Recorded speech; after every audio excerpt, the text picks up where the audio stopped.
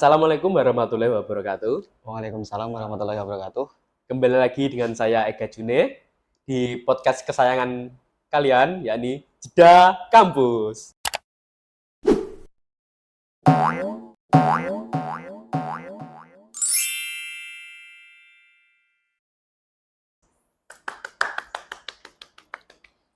Oke, baik. Kali ini kita kedatangan bintang tamu, yakni Mas Basarudin. Nah, mungkin banyak teman-teman yang belum tahu tentang Mas Basarudin ini siapa. Sebelumnya, bagaimana kabarnya? Baik, Alhamdulillah baik-baik baik saja. saja. Oke. Mungkin bisa memperkenalkan diri terlebih dahulu biar sahabat-sahabat ini lebih kenal gitu dengan siapa sih Mas Basarudin itu gitu.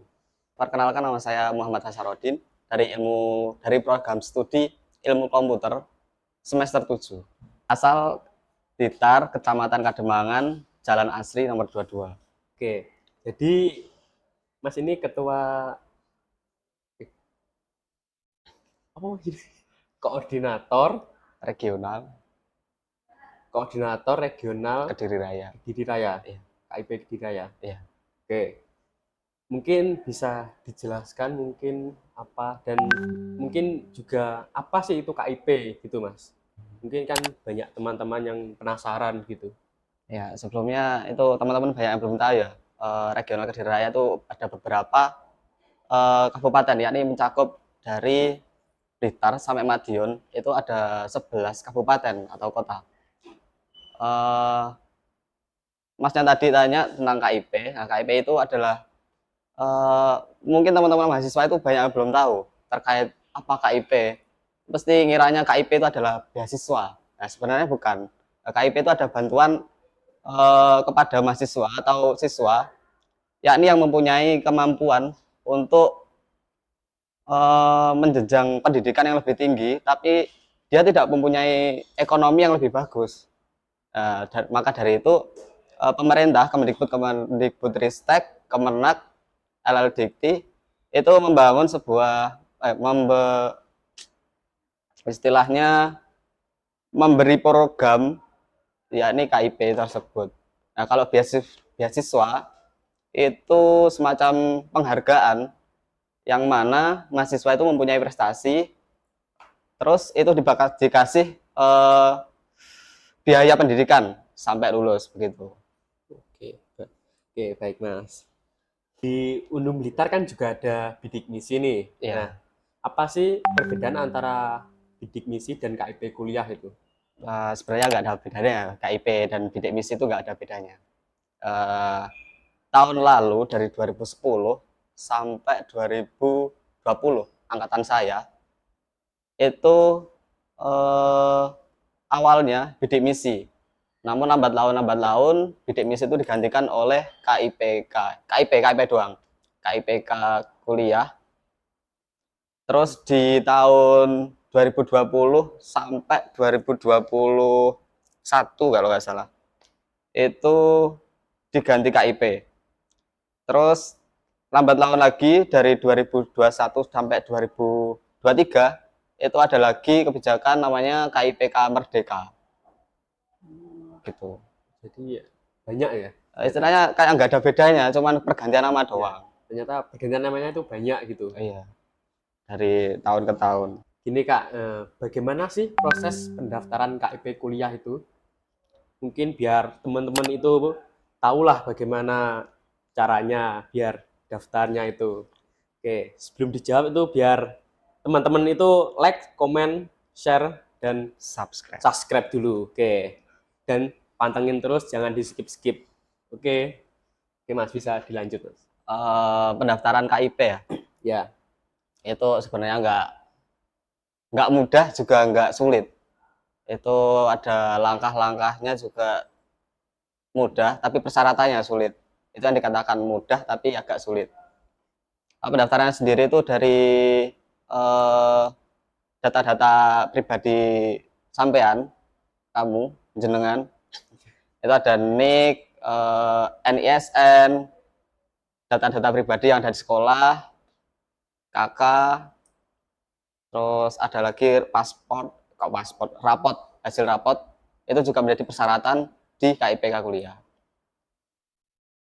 Eh, Pendaftaran KIP kuliah itu didaftarkan mahasiswa daftar ketika sebelum menjadi mahasiswa. Jadi ketika sampean jenengan kalian ketika sudah mahasiswa itu tidak bisa mendaftarkan sebagai anggota KIP kuliah atau bidik misi yang sebelumnya bidik misi sekarang ganti KIP kuliah Merdeka. Nah itu ketika kalian sudah menjadi mahasiswa itu nggak bisa mendaftarkan KIP kuliah dikarenakan apa? Kalian statusnya sudah mahasiswa. Ya kalau belum itu daftarnya itu sebelum menjadi mahasiswa. Ketika masih SMK, SMA atau sederajat atau masih sebulan mau perkuliahan, masuk kuliah maksudnya menjadi mahasiswa. Itu masih bisa mendaftar menjadi mahasiswa KIPK kuliah. Begitu. Jadi seperti itu ya, jadi teman-teman.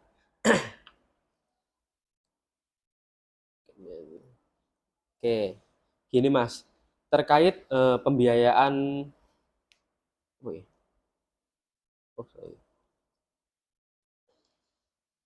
Umpama kalau kita tidak terdaftar di BTKS, Ya. nah tidak mempunyai PKH, Ya. nah dan kita itu benar-benar tidak mampu, nah itu bagaimana Mas? Solusinya gitu. Oh begini, kalau kita tidak terdaftar di DTKS atau tidak punya PKH atau sebelumnya di sekolah-sekolah sebelumnya di SMA, SMK itu tidak punya KIP dari pemerintah atau dari desa, sebenarnya seleksi itu didasarkan oleh kampus. Jadi kita nggak bisa meremot siapa sih yang pantas menjadi mahasiswa KIPK kuliah. Nah dari kampus sendiri itu perekrutan mahasiswa KIP kuliah itu random banget. Jadi banyak mahasiswa yang istilahnya kurang mampu, tapi dia sudah daftar KIP kuliah tapi nggak keterima. Dari pihak kampus pun juga perekrutan dari pihak kampus pun juga random banget. Yang seharusnya kita yang mensurvei, kita yang mengetahui mana mahasiswa yang mampu, mana mahasiswa yang tidak mampu itu mendapatkan KIP kuliah. Yang mana kita di sini di kampus, kita sebut merek ya, nggak apa-apa. Banyak mahasiswa yang mampu tapi mendapatkan KIP kuliah. Sedangkan yang mahasiswa tidak mampu banyak juga yang mendapatkan banyak yang tidak mendapatkan KIP kuliah. Nah, maka dari itu kita perlu kritikan ke kampus bahwa kita perekrutan itu didasarkan oleh perekonomian yang ada di mahasiswa-mahasiswa yang daftar KIP kuliah, tidak semena-mena langsung memilih ini yang menjadi mahasiswa KIP kuliah. Oke, baik Mas. Ini sudah terjawab lah mungkin dari teman-teman. Kalau saya kira itu langsung dari pusatnya gitu, ternyata langsung dari kampus ya yang menyeleksi gitu. Tentu tidak dari pusat tidak. Pusat itu hanya memberikan amanah. Di kampus ini diberikan kuota segini, di kampus itu diberikan kuota segitu. Nah, jadi per kampus dari setiap kampus di seluruh Indonesia itu diberikan kuota tersendiri. Di sendiri ya. Ini tahun-tahun 2020 sebelumnya juga itu kuota KIP-nya itu juga banyak sebelumnya. Oke, baik. Mungkin jadi yang memegang seleksi kendali penuh itu adalah pihak kampus, bisa dibilang begitu ya. Iya. Oke, baik. Namun juga begini, yang terdata DTKS itu otomatis langsung dapat KIP. Otomatis langsung dapat KIP. Terus ada lagi banyak juga mahasiswa yang dapat KIP sebelumnya di SMK, SMA itu dapat KIP, tapi namun ketika di kuliah daftar KIP ke kuliah Merdeka itu tidak dapat KIP. Itu kan menjadi sebuah pertanyaan ke mahasiswa. Aku kok di SMA, SMK dapat KIP tapi di kuliah daftar KIP kok kenapa nggak diseleksi, kenapa nggak lolos? Itu jadi pertanyaan. Ya, menjadikan mereka sakit hati. Iya. Oke, baik Mas. Terkait KIP nih, pembiayaan KIP itu apa saja yang apa ya ini yang diberikan, yang diperoleh gitu Oh, pembiayaan KIP. KIP. Ya. Oke. Yang pembiayaan KIP itu ada dua. Satu dari Kemenak, satu dari Kemendikbud. Rata-rata kebanyakan dari kampus-kampus itu banyak yang menerima dari Kemendikbud. Ada juga yang dari Kemenak. Kemenak itu rata-rata dari kampus negeri. Kayak Win 1, Yain Ponorogo, Yain Kediri, Win Jember, Win Khas Jember, dan lain-lain sebagainya, Win-Win yang negeri-negeri, PNM dan lain-lain. Itu kebanyakan dari Kemenak. Terus ada lagi yang dari Kemendikbud. Nah, yang Kemendikbud itu kapasitasnya itu adalah kampus-kampus swasta. Kayak kampus Unoblitar, Unisba, Unhasi Jombang, banyak lain sebagainya di Indonesia. Banyak kampus. Nah, dari pembagian tersebut kan ada dua, Kemendikbud dan Kemenak. Nah, yang Kemendikbud itu kuota KIP-nya, kuota KIP-nya, pembiayaannya itu akan naik setara dengan UMR di daerahnya masing-masing. Misal nih di Blitar tuh UMR berapa? 21 ya? Dua. Dua berapa? Sekitaran dua lah. Sekitaran 2 ya? Sekitaran 2. Nah, itu sebelumnya itu kan 1,5. 1,5 tuh dulu di tahun berapa? Enggak tahu, aku lupa aku. Waktu 2020 kalau nggak salah. Itu 1,5, itu penerima KIP itu dapatnya 4,2 juta. Itu untuk biaya hidup. Kalau untuk biaya pendidikan itu ada 2.400.000. Terus lambat laun di tahun berikutnya UMR Blitar itu naik. Naik di tahun 2022 kalau nggak salah, kalau nggak 21. Itu naik menjadi sekitaran 2 jutaan. Itu penerima KIP juga mengalami kenaikan 4.800.000 yang menerima. Itu untuk biaya hidup. Kalau biaya pendidikan tetap sama 2.400.000. Jadi total itu ada 24 ditambah 48, 48. sekitar 6, 7, sekitar 7 jutaan. Kalau di total, cuman kan dibagi, itu ada biaya pendidikan dan biaya hidup. Kalau kita kan hidupnya di Blitar, beda lagi yang di kota-kota besar kayak Surabaya, Jakarta, Bandung, itu penerimaan juga beda. UMR di sana itu lebih tinggi. Jadi di sana itu penerimanya juga lebih banyak nerima biaya hidupnya. Kemarin juga sempat ngobrol-ngobrol sama anak UNER, itu dapatnya 7,6 kalau nggak salah, 7,6 juta itu untuk biaya hidup saja, belum untuk biaya pendidikan. Kalau biaya pendidikan juga naik mestinya. Itu mas. Oke, baik.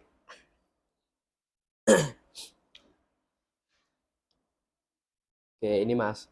Untuk kota penerima KIP kuliah itu setiap tahunnya kan berkurang atau bertambah kira-kira. Nah, karena kemarin angkatan saya 2022 itu satu kelas itu satu kelas itu tidak ada yang dapat. Nah, terus padahal hampir semua pendaftar gitu. Nah, kira-kira itu apa Mas? Atau emang belum rezekinya atau bagaimana gitu? Ini bukan soal rezeki apa enggak ya, enggak. Nah, jadi gini, tadi terkait kuota KIP kuliah itu naik apa enggak setiap tahunnya. Baru tahun-tahun kemarin sih, 2 tahun ini berjalan, itu kuota KIP di swasta itu rata-rata menurun. Kalau di negeri itu naik. Itu karena apa? Banyak mahasiswa-mahasiswa yang di swasta itu hanya main-main saja di KIP. Ketika dia mendapatkan KIP, dia hanya main-main saja, kuliah, pulang, tapi nggak lulus-lulus. Terus ada lagi dia nggak aktif kuliah di swasta. Nah, terus di kampus-kampus negeri, di kampus-kampus besar, itu kuota KIP-nya dinaikkan. Awalnya dari 300 itu naik 50%, jadi 600. Itu di kampus-kampus besar. Kalau di kampus-kampus swasta, kampus-kampus kecil di kabupatenan, ke sekitaran kota yang ranahnya belum termasuk kampus besar ya, itu kota KIP-nya turun 50%. Tapi juga kemarin tuh dapat isu juga bahwa dari Kemenak itu kuotanya dinaikkan 50%. Akan tetapi dari Kemendikbud Ristek itu kuota KIP-nya dikurangi 50%. Sedangkan dana APBN di Kemendikbud itu dinaikkan. Oke, jadi itu ya salah satunya. Kok kok semakin ada yang berkurang, ada yang bertambah. Nah, itu mungkin jadi salah satu tanda tanya besar Iya. bagi mahasiswa-mahasiswa itu. Oke, mungkin sudah terjawab ya teman-teman dari Mas Basarudin gitu. Oke, kalau tentang KIP lagi nih Mas, masih Iya. seputar KIP. Nah, Mas Basarudin kan juga pasti penerima KIP juga kan. Iya, Nah, pasti itu. apa sih enak nggak enaknya gitu penerima KIP gitu? Enak nggak enaknya, enak sih. Iya bener enak. Ketika kalian benar-benar nggak mampu tapi mendapatkan uang dari pemerintah dengan cuma-cuma. Tapi kita nggak bisa asal cuma-cuma saja, nggak bisa. Kita harus punya impact, imbal balik kepada masyarakat, kepada kampus, yang mana kita dibiayai oleh pemerintah untuk lulus tepat waktu. Itu dasarnya ketika kok dasarnya awal mulanya turunnya KIP, dibuatnya program kerja KIP, proker KIP kuliah. Itu kan banyak mahasiswa yang mengeluh karena ekonomi rendah, terus nggak lulus-lulus, jadi budak kampus. Ya nggak budak sih, agak sensitif. Penyuplai. Iya, penyuplai, aslinya Iya, penyuplai dari penyuplai. kampus. Pengsupport lah. Nah kita KIP itu dididik secara teratur dan dituntut untuk lulus tepat waktu dari semester 1 sampai semester 8. Nah, kalau molor ya bayar dewe. Ya secara kita kan secara kalau yang mendapatkan KIP itu ya harus kita punya impact imbal balik ke kampus, ke masyarakat. Dana KIP pun itu dari masyarakat. Masuk kita dibiayai masyarakat nggak kembali ke masyarakat. Yo nggak enak lah istilahnya. Ya, betul. Oke, baik. Nah, mungkin ini yang ditunggu-tunggu teman-teman semua nih. Nah, bagaimana tips dan triksnya agar lolos KIP kuliah ini, Mas? Nggak ada. Lah kendali kok kampus kok.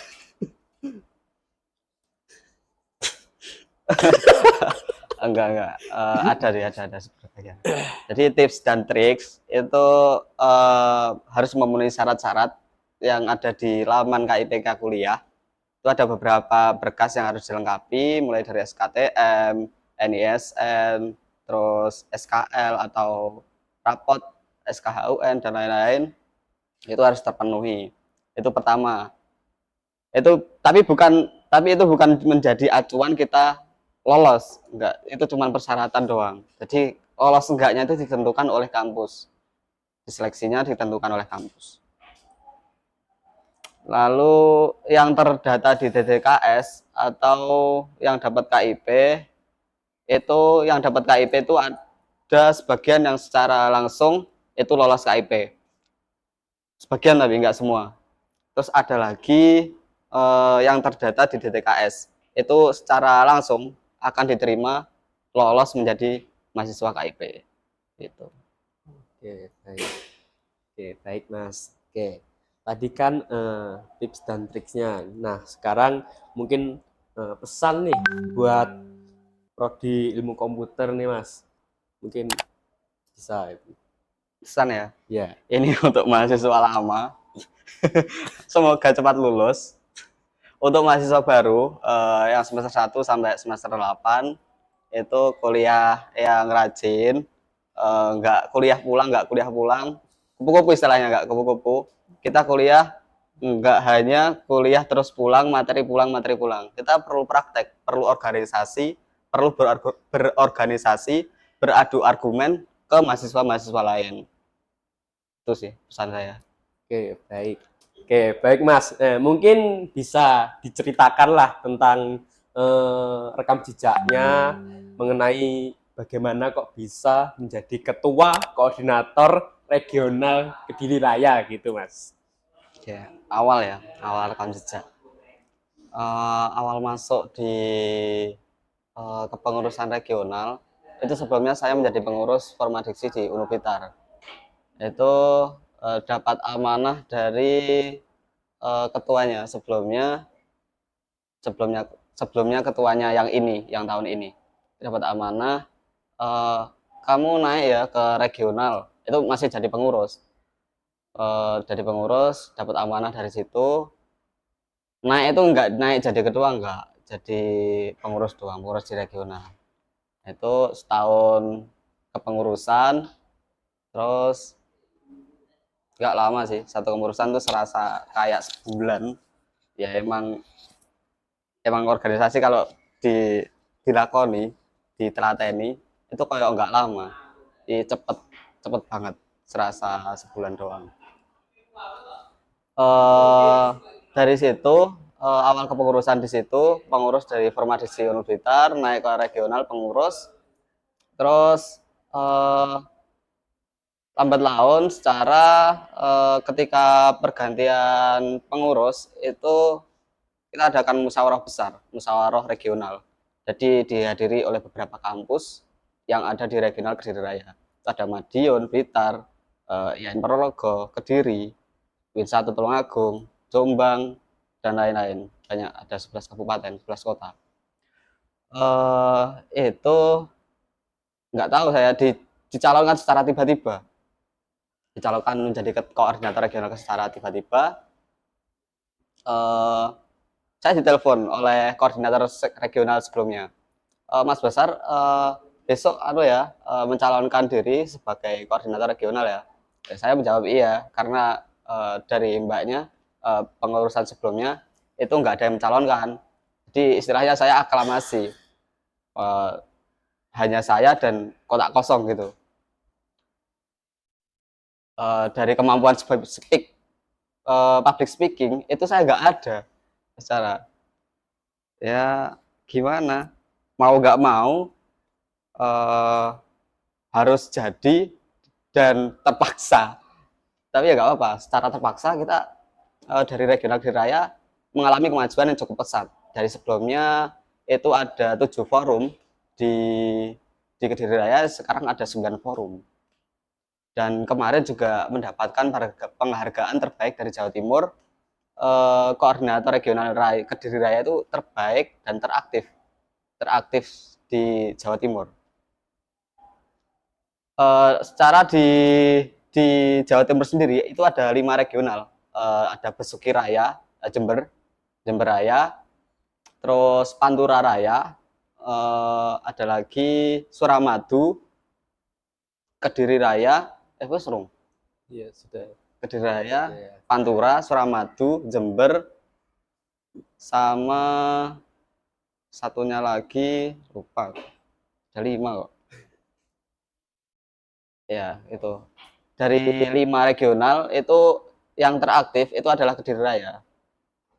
Tuh. Dari tahun sebelumnya mengalami perkembangan yang sangat pesat. Perluasan daerah, terus juga penghargaan dari Jatim sendiri.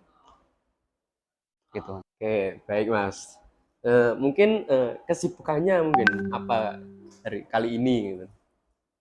Kalau kesibukan sendiri nggak ada sih. Ben doang Mas, jelasin Mas. Enggak. Kesibukannya, eh, saya kan menjadi itu koordinator regional ya. Itu harus menaungi seluruh kampus yang ada di wilayahnya di 11 kabupaten. Eh, Wirawiri Mas kesibukannya. Nah, jadi harus survei ke sini, sini. Itu ada problematika apa sih di kampus ini? Terus di kampus ini ada problematika apa? nanti dijadikan satu, dipecahkan masalah, diadakan musyawarah besar gitu. Jadi selama ini terus berputar di kampus-kampus gitu ya, Iya, keliling. keliling kampus gitu ya. Ya walau awalnya nggak kenal itu siapa, dia siapa, dari itu kan kita jadi kenal. Dikenal, oh ini dari kampus ini ada problematika potongan KIP gitu. Itu kan langsung eh, sharing. Nanti dipecahkan masalahnya, dilaporkan kalau nggak ada masalah ya Kak. Kalau nggak ada solusi, itu baru dilaporkan ke LLDT atau yang bertugas, yang berwenang untuk menghakimi kasus tersebut. Begitu. Oke, baik Mas. Itu tadi bagaimana kok bisa ceritanya penerima KIP itu dicabut kalau sudah menikah gitu Mas. Itu bagaimana Mas? Itu ada aturannya di Sekjen kalau nggak salah. Itu ada aturan ketika mahasiswa ini terbukti itu mahasiswa KIP dan terbukti juga itu sudah menikah, itu akan dicabut oleh kampus. Tapi ketika kampus nggak mengetahui dan kampus sendiri kurang tegas, akan mahasiswa yang menerima KIP akan tetapi juga menikah. Secara logika kita gini, eh, kita kan menikah, kita sih, ada mahasiswa yang menikah, ada mahasiswa menikah itu kan sudah dibiayai oleh suami, jadi pemerintah nggak perlu membiayai, itu secara logika. Tapi di aturan Sekjen, Sekretaris Jenderal Kemendikbudristek itu ada peraturan sendiri kalau sudah menikah itu KIP-nya dicabut. Tapi di banyak kampus yang swasta itu banyak kasus juga ini mahasiswa KIP tapi menikah, tapi KIP-nya nggak dicabut. Itu yang jadi pertanyaan dan masalah di kampusnya sendiri-sendiri. Itu kurang tegasnya dari pihak kampus sendiri, juga kurang tegasnya dari pensurveian dari atas ke bawah. Yang mana seharusnya itu harus di-cut atau digantikan oleh mahasiswa yang lain yang membutuhkan. Oke, baik Mas. Nah, itu yang saya tanyakan lagi. Apakah di KIP kuliah itu kayak ada pengawasan, pengawas di setiap kasus-kasus gitu? Apakah ya cuma kampus juga yang menghandle gitu atau bagaimana ya? Itu enggak, kalau kampus enggak ngehandle pengawasan, jadi pengawasan yang dihandle kampus itu hanya beberapa. Jadi survei ke beberapa tempat lokasi ke mahasiswa yang menerima KIP. Terus ada lagi ini pengawasan dari atasan, dari yang kampus swasta itu dari Kemdikbud atau Kemenak. Itu begini, itu diadakan survei per kampus. Ini ada problem apa sih di kampus? Terus itu dilaporkan ke Kemendikbud, kalau nggak gitu LLDikti, Kemenak, itu harus dilaporkan. Itu yang merupakan pengawasan dari atas. Kalau dari kampus itu cuma beberapa dilakukan survei. Kayak rumahnya ini terus didatangi oleh beberapa pengawas yang dari kampus. Jadi itu surveinya langsung dari pihak kampus tuh datang ke rumah calon penerima KIP gitu? Bukan calon sih tepatnya, yang sudah menjadi. Oh, langsung yang sudah menjadi itu langsung disurvei langsung di rumahnya itu. Iya. Tapi itu cuma beberapa, nggak semua. Kalau semua juga repot nanti. Ada 200 mahasiswa menerima KIP, sesuai semua. Wah, kampus teteran. Jadi Kalau cuma sekarang beberapa. dipermudah ya sekarang. Karena Dengan ya sedikit kotanya gitu ya. dengan dikuranginya. Oke, baik Mas, terima kasih atas waktunya karena ini sudah 30 menit lebih ya.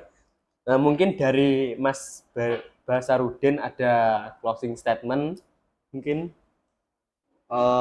Ini untuk mahasiswa, baik penerima maupun nggak penerima KIP. Ini kan topiknya adalah KIP kuliah ya.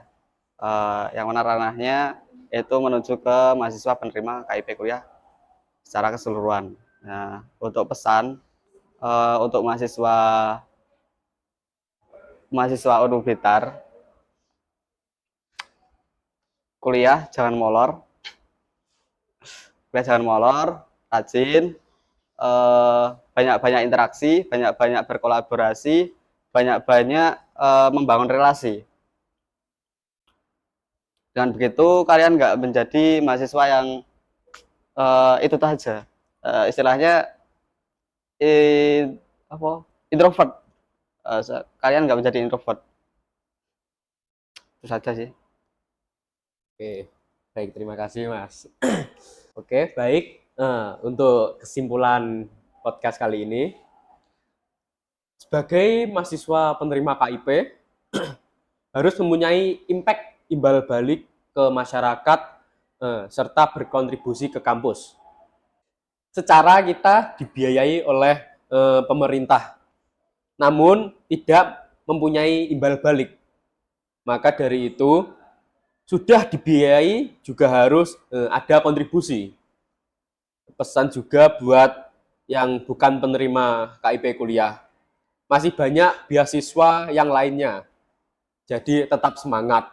Mungkin untuk podcast kali ini saya akhiri sampai di sini dan ada tunggu terus podcast yang selanjutnya yang akan datang.